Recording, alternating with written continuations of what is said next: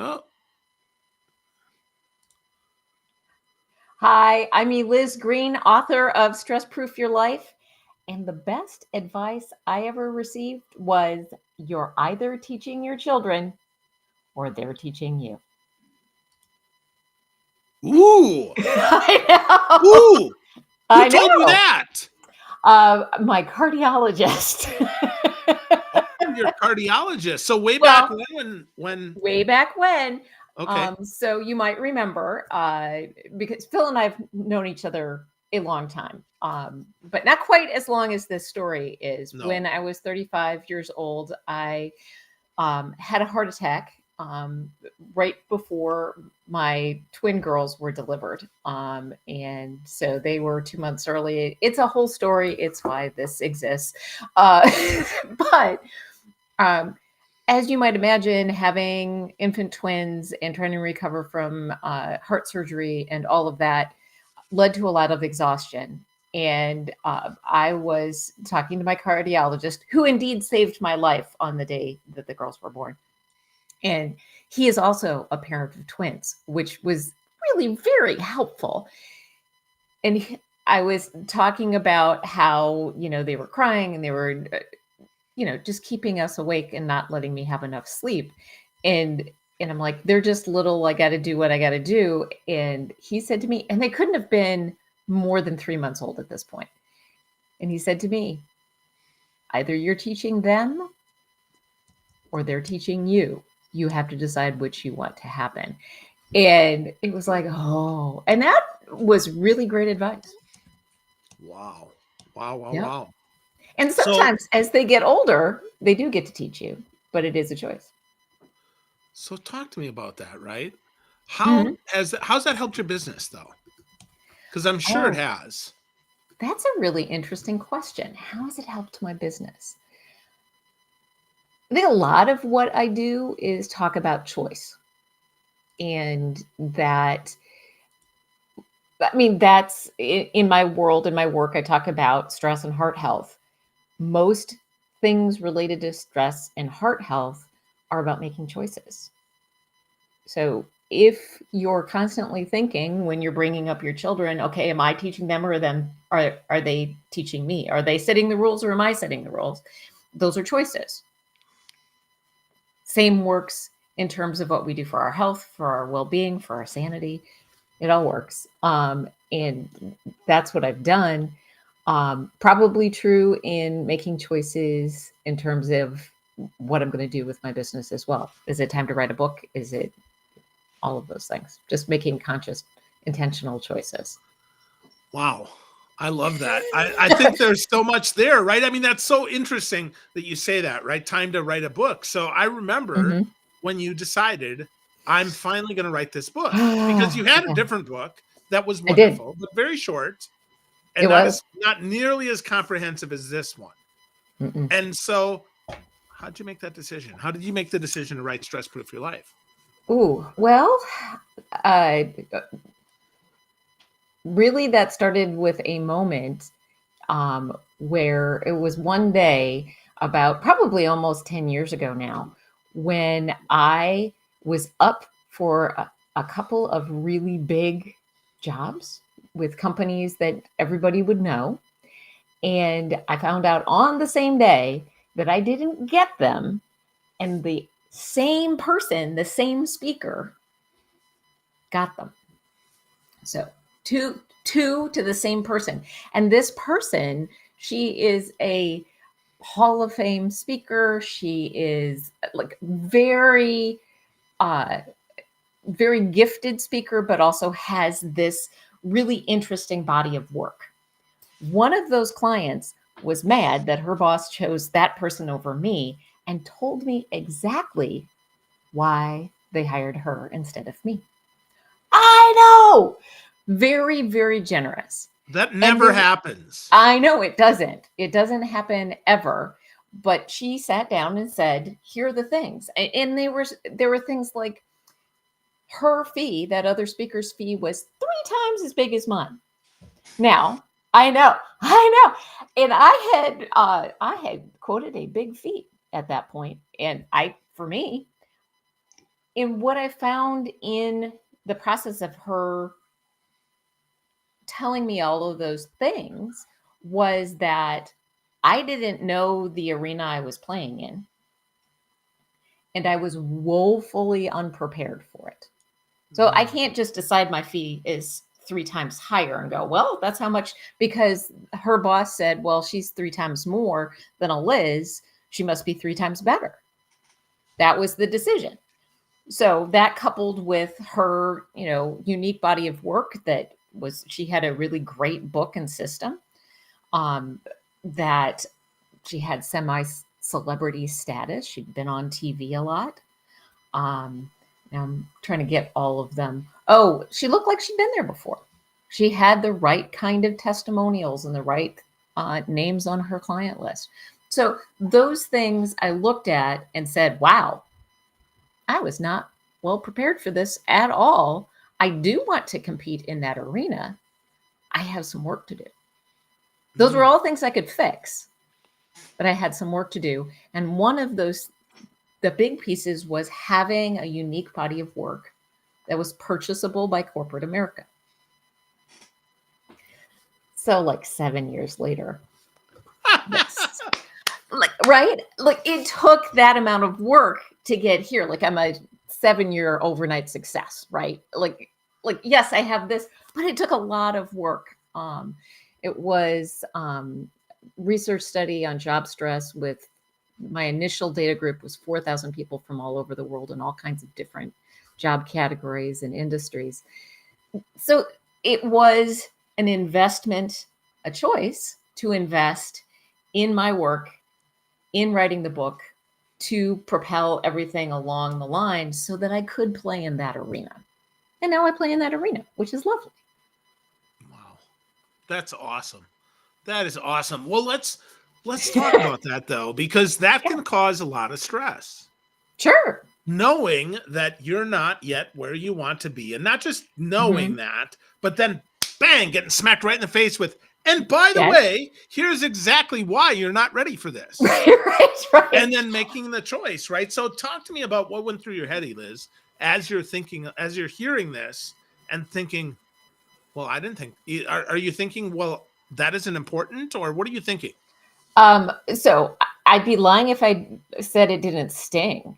Like, twice in a day, hear that you lost an engagement to the same person. It stung. It's a little blow to the ego. Knowing why was actually very helpful. A lot of the times things don't work out and we don't know why. And there are not things that we can do proactively to change that. So I was lucky that happened. But it seemed like a pretty big hill to climb. And it took a lot of focus, which meant that I wasn't spending as much time doing other things. So there were some trying business times in the process because, of course, right, I'm spending all my time doing this research and writing, not marketing necessarily, or not marketing in the same way. If you forget to tell people you're around, they do tend to forget about you. So, it was a lot over time, and didn't happen in a vacuum. So I'm still married to a wonderful guy who would like some of my attention. I had children who really want my attention. I have a mom who has been ill and recovered and gotten ill again. So in that process, a lot of things are on the plate. It's just over and over again, making choices, making it intentional choices, sometimes to put the work aside so I can concentrate on what's important. To, like, I'm going to go spend some time with my mom today because she's not feeling great. I had other things on the list, but that's rising. I'm choosing to make that my mom a priority in the afternoon. Wow. Yeah. Well, first, I hope mom gets better. Me too. Hope you can give her all the love that she needs to heal up first. With that, that's a choice, as you said, right? That's a conscious choice to do that. but you're letting go of stuff that could certainly probably stress you out if you let it. So that has a lot to do with what we're going to talk about today, right? Right. How we Right. re-enter work after the holidays. Sometimes the holidays extend, as they're doing for you now, right? Yeah. Like, Well, yeah. Yeah. That's not time off, though. That is that is a different kind of work, and I know there's a lot of talk about like emotional labor, about the labor that's not paid labor, whether that is caring for other people or just doing the things that keep us alive and well. There are all of these things that, like, work and life do not happen separately. They all swirl together all of the time, and oh, that's what hold on, come causes. on, they're not separate. What are you? I When know. were you going to tell me? They're not. Oh, I have told you that. No, okay, You know next I have. question. Next question. Okay, no, okay, Uh, no, but keep going. Sorry. yeah. So, I mean, I hate the term work life balance because it's not. One can't balance out the other. It all happens at the same time. It is about making intentional choices about what you allow into your stress environment and what you keep out, and then actively recovering from the stress you can't avoid. That is the whole premise of my work. So say that again. Say that again for people that weren't listening. Sure, it is making active, intentional choices about what you allow into your stress environment. We all kind of stew in our own stress environment. What are you going to let in? What are you going to keep out? And then actively recovering from the stresses that you can't avoid. I can't avoid that my mom is having health issues. I am going to have to actively recover from that stress because I can't just say, nope, I'm not going to pay attention to that. I can't push that to the outside. Okay.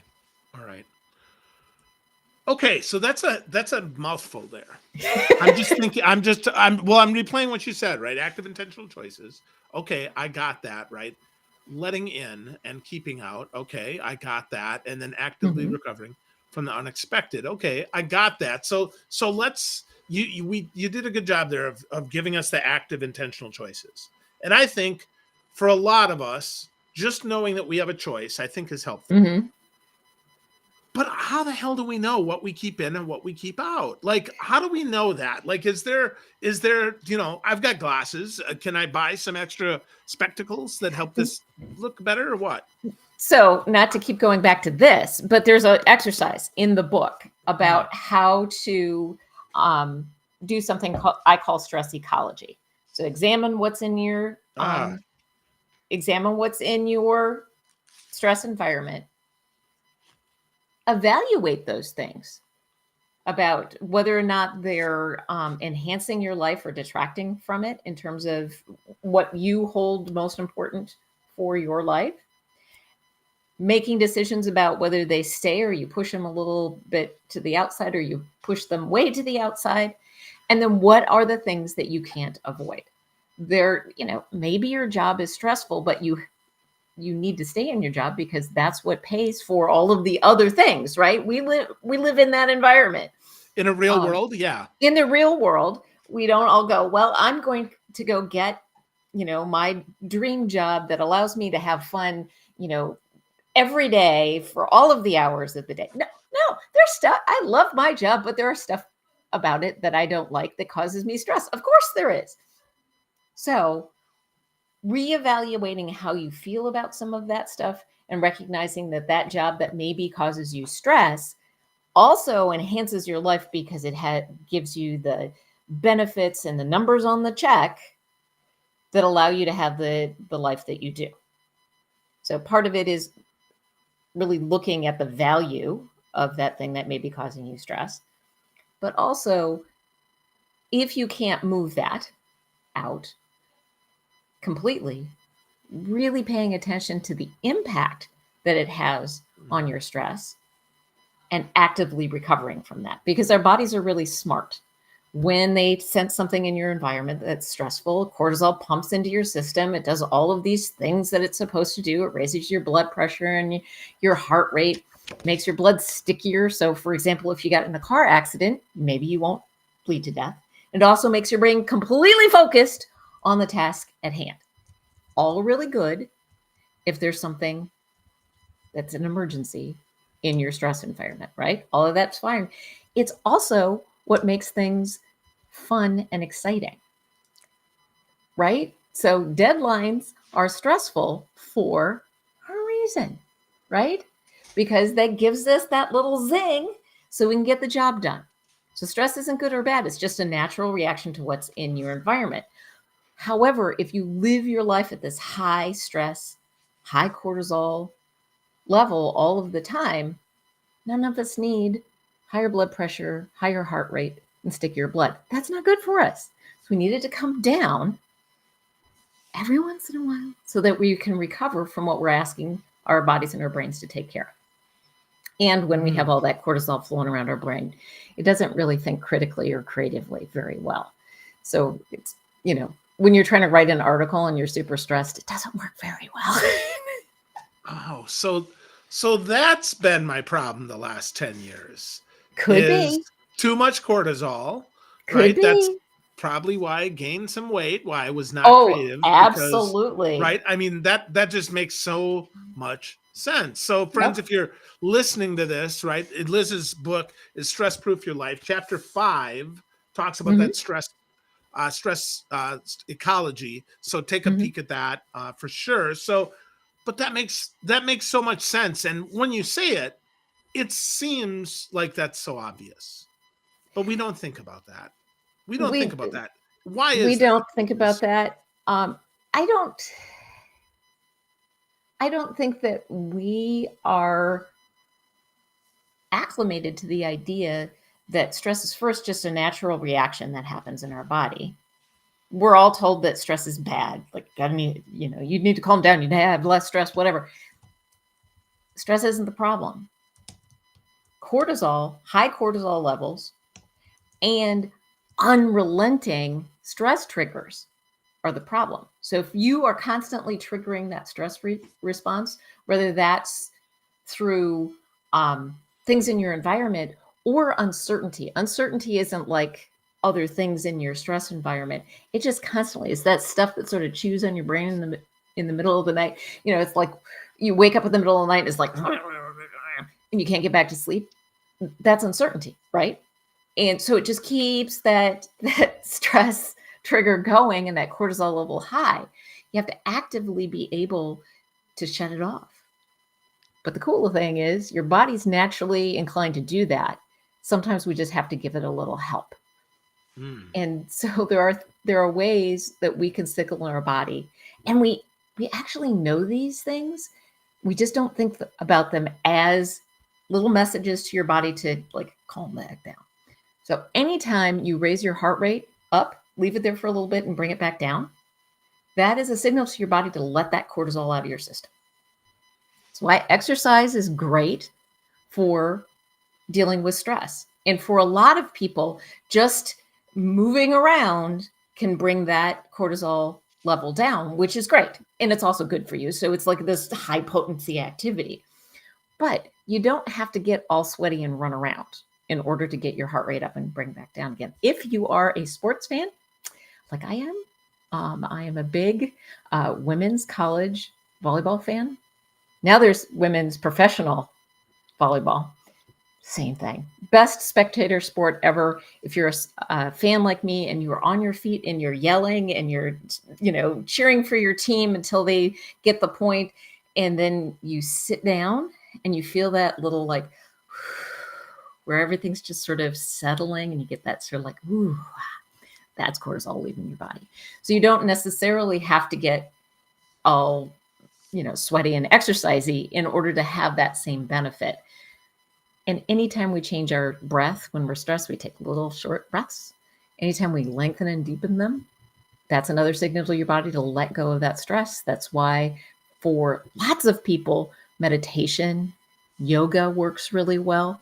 But there are people who, if you make them sit still and listen to their breathing, it actually makes them more stressed because they can't shut that off. So they need something more occupying in order to disconnect from what's causing stress and let that cortisol level down.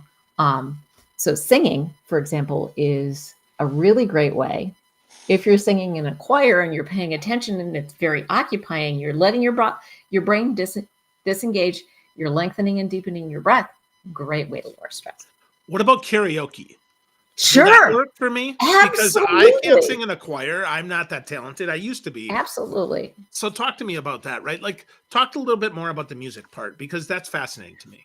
So there are lots of activities in the book. I know I'm going to keep going back to it. In the book, there is a list of activities based on your stress recovery personality. Like, do you need to be occupied or do you need quiet contemplation time? So karaoke is a great activity for people who need to be occupied because you're paying attention to the lyrics, you're paying attention to the music, maybe you're paying attention to the crowd as well. Your brain is occupied doing this activity. It's fun, which is always a good thing. You're lengthening and deepening your breath, and maybe you're actually raising your heart rate because it's exciting, right? You're having a good time. Stress isn't always bad. That creates some fun, right? Then when you're done and everybody claps for you and you have that sort of moment where you're like, woo, that was fun, cortisol's going away. That is awesome. I love that. I used to karaoke more. I should probably get back to that. So that's good. That's good advice. Here's something that I know for sure. Yeah. Is when people say, oh, I used to do that, that's the activity they should go back to. That's the one. Like if you just had more karaoke in your life, you'd probably be less stressed and feel better. There we go. So that's I'll let my wife know that when we're done here. So that's good. So with that, you wrote an awesome article here about how to re-enter work post-holiday Sure. with less stress here. So, but I want to talk about strategy too, because Okay. it's the daily habits. I think the daily habits are really what makes all the difference because Agreed. it is something A, we can control, and B, Mm-hmm. it's something that feels good every day. Like you didn't say weekly habit, you said a daily habit. So Right. talk to me, Eliz, about why daily habits work for people and how that helps us stress less. Right. So I have been for 2 decades asking people to do things to improve their heart health, right? Everybody knows that they should do things about their heart health. Nobody wants to talk about it. Nobody wants to hear a speech about it. And it seems overwhelmingly hard. But if I said, hey, how about you just make a daily habit? Let's say that daily habit is going, yeah, okay. One of my favorites, which I think is really powerful, but also simple to do, and I forgot to fill it up. There should be a glass of water right over Oh, I here. forgot mine too. I've And got I should be coffee. able to That's not pick the it up. same. If you decided that between the hours of 9 and 5, you were going to drink a glass of water every hour. Simple thing, right? Set your timer, drink your water. An hour later, go up, fill it up again. Not only is that good for your body, because very few of us drink enough water over the course of a day. Water is necessary for our blood to pump through our bodies easier, keeps our skin hydrated and more plump, which is always lovely. It helps us get things out of our body. There you go. Out of I our body. cheated. I went and ran. I took a quick break there. Got some water. Keep going. But I'm a big fan of an 8-ounce glass of water, just sitting there, and you're going to sip on it over the hour. Your timer's going to go off. You're going to get up, drink the rest of the water if you haven't finished it, get up, go fill it up again, maybe empty something else. Could happen. That's also good for you. And then come back. You're getting enough water. You're standing up once an hour, which is great. You're moving around a little bit, coming back refocused, which is great for your productivity. It's great for your eyeballs too, because now you've switched your focus from something this far away to something that far away. Good for your eyeballs. Good in lots of ways. You might consider 8 to 4 instead of 9 to 5 if you have the issue of having to get up in the middle of the night. But it's a simple little thing you can do. If you forget to drink your water between the hours of 11 and 12, you can just drink an extra one. It's like low hassle, low guilt, right? Just make a small daily thing. I have not said I'm going to move more. I'm going to lose weight. I'm going to improve my blood pressure. I have not made these grand goals. I just said I'm going to drink a glass of water once an hour between the hours of 9 and 5. Yeah. All of those other things may happen because I'm doing that, but that's not my goal. I'm just doing this thing hourly, daily, built up over time. A little bit of consistency makes Yeah. all the difference there. Not intensity. So do not try to drink a gallon of water and then skip for the rest of the day, or that will not help you. It will not feel right? good. It will No. not feel good. No. Although if you get 2 gallons of water, you can pump some iron. There you Right? go. Pump That could some work. water. So let's do that. So okay. So with that, the first point that you make on your blog post here, which I find really interesting, is it gets back to the first thing you said today, and that's choice. Am I choosing to do skip walking, skip water, Yep. skip my loo, or Yep. is this accidental? And I would tell you, intention is my word of the year. Intention is my word of the year. Love What that. is my intention, right? Am I doing this on purpose, Mhm. or am I just not? And if I'm honest with myself, and I try my best to be honest with myself, I'm realizing that, yep, you might be ignoring it, but you're still choosing it, Yeah. Phil. And I think that's a big one. So how does that ignoring, how does that make it even more stressful, Liz? Oh, to know that you need to be intentional about something and not be intentional about something. Uh, so it's an evil little cycle, right? Because you're saying that you need to make a change for some reason. One of my favorite intentions for a year is that, and I see it's only the second. So now that we're talking about it, I think this is again like my main focus is that I'm going to do 3 hours of work before I do anything else. Before I volunteer, before I take care of home things, before I take care of my mom, before anything else, I'm going to do 3 hours of work. Now I know if I make that commitment,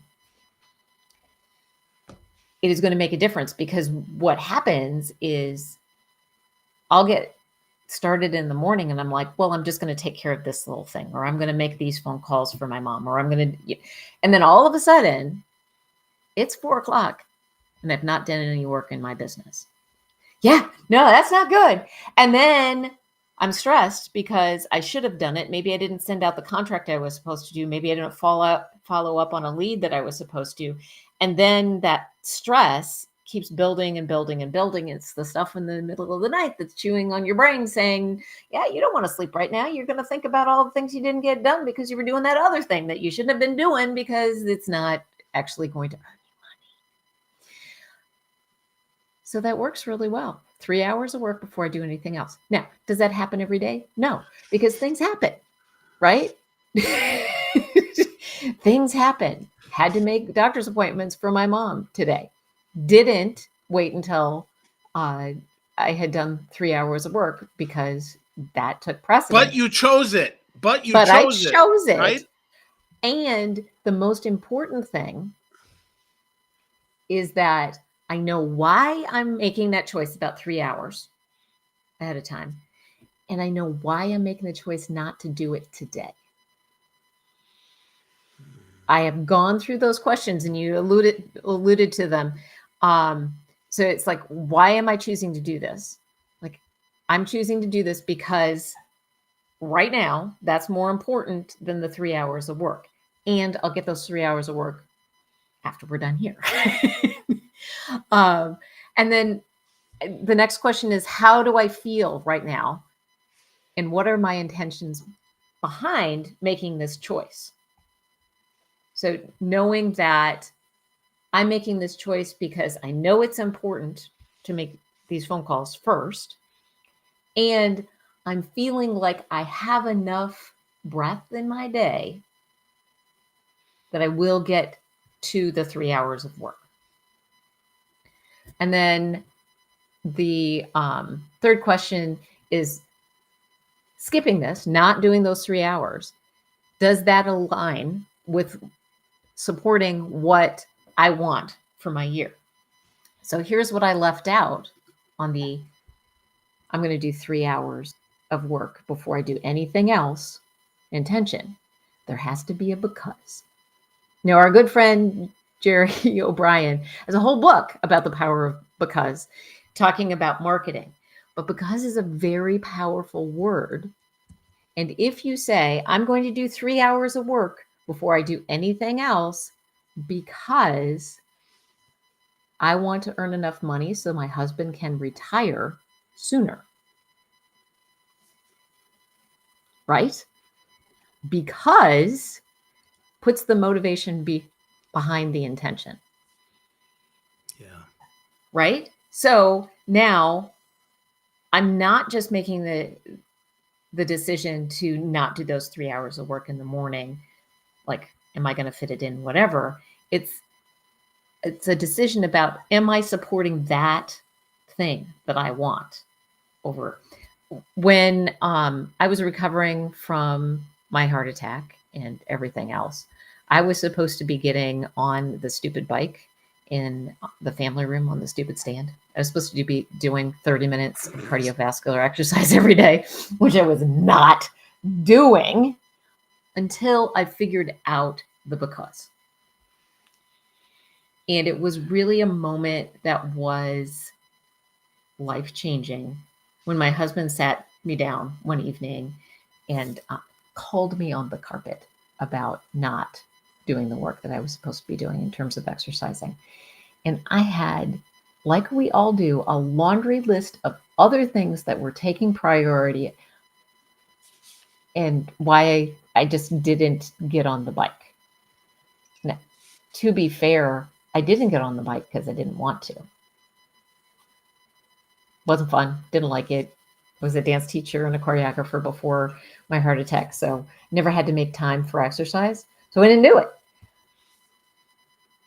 But my husband said to me, none of those other things are important. If you don't do the work, you're not going to get better. If you don't get better, you're not going to be here. And if you're not here, our family doesn't exist. And Phil, in that moment, I saw all the things I didn't want to miss with our family. You know, I wanted to see those little tiny babies grow up and go to kindergarten. I wanted to be their Girl Scout leader. I wanted to watch them go all the way through and graduate from high school. It was really great to walk across the stage and get their high school diplomas and really, truly ugly graduation gowns. I did not cry when we dropped them off at their dorm rooms at their individual universities in front of them. They both graduated from college in 2023, which is pretty cool. I mean, can you imagine? They were little when you met them. Oh yeah. But they're college graduates going off to their professional careers, and I really can't wait to see what they're going to do in their lives. Clay and I look forward to watching them fall in love. Look forward to dancing with Clay at our girls' weddings. We look forward to welcoming their children into our family. But here's the thing. I know none of that is given. I have to do the work to get there. Those moments are the because that got me on the stupid bike. So when you connect those two together with what you know you have to do, you need to do, and why, that because makes a big difference. Then all kinds of things are possible. Wow. That is awesome. Well, friends, if you're looking for a better reason to buy a copy of Stress Proof Your Life, there isn't one. Because you matter. Because you want to be around for some stuff that you don't want to miss. So, Absolutely right. Liz, if folks want to get started, though, Mm. reducing stress after the holiday so that they can jump back in, or maybe they can tiptoe back in, what would you give them? Well, I put together a resource page for y'all at stressproofnow.com. There you'll find a quiz that you can figure out what your baseline stress level is. So, just your everyday stress that you're walking around with, is it high or low or somewhere in the middle? There are all kinds of resources to reduce that stress. The article that Phil has been talking about is the first article in the resources there. You can buy the book. You could also download a copy of a white paper talking about how customer service people can reframe a negative customer interaction so that they can deal with that stress dumping that happens in a way that doesn't cause them to carry that stress home. Awesome. Great stuff, Eliz. That is awesome. Friends, that's stressproofnow.com. Learn how to de-stress. Get started on your journey because you matter, my friends. Have a great day. Thanks, Eliz. Thank you. Have a happy new year.